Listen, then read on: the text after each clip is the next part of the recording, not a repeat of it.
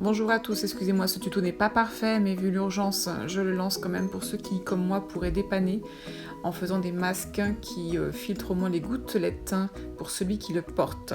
Et l'avantage, c'est qu'il est très simple et que vous pouvez passer des passants ou bien des élastiques selon ce que vous avez chez vous. Je vous laisse mettre sur pause quand vous en avez besoin. Voici le matériel, voici le patron.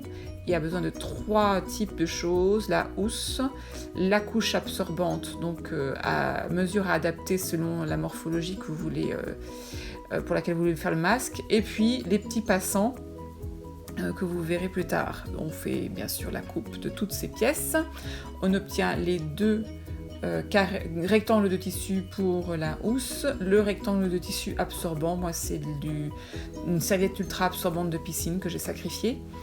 Là, vous attachez ça sur l'envers d'un des rectangles, excusez-moi.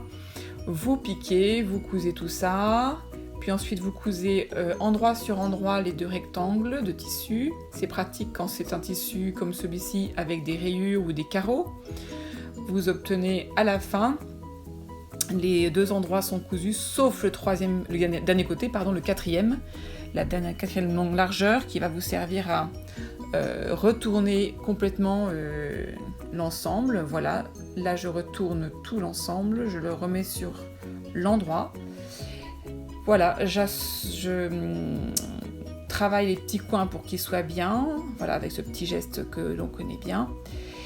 Ne repassez pas parce que la matière à l'intérieur ne peut ne pas être repassable. Vous faites ensuite la couture de la dernière largeur, le dernier côté du rectangle.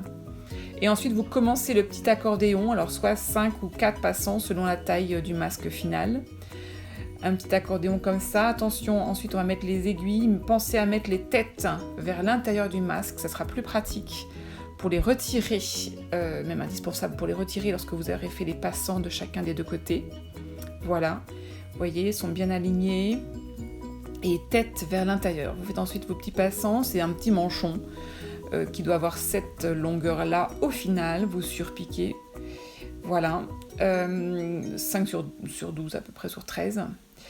Ensuite, vous piquez en prenant soin de laisser un petit intervalle dans lequel passera l'élastique ou le passant.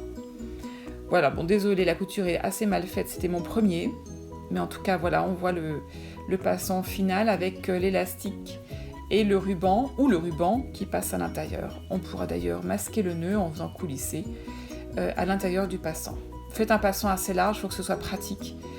Et bien sûr, c'est lavable, et bien sûr, en plus, sur ce modèle, c'est local. Voilà, enjoy!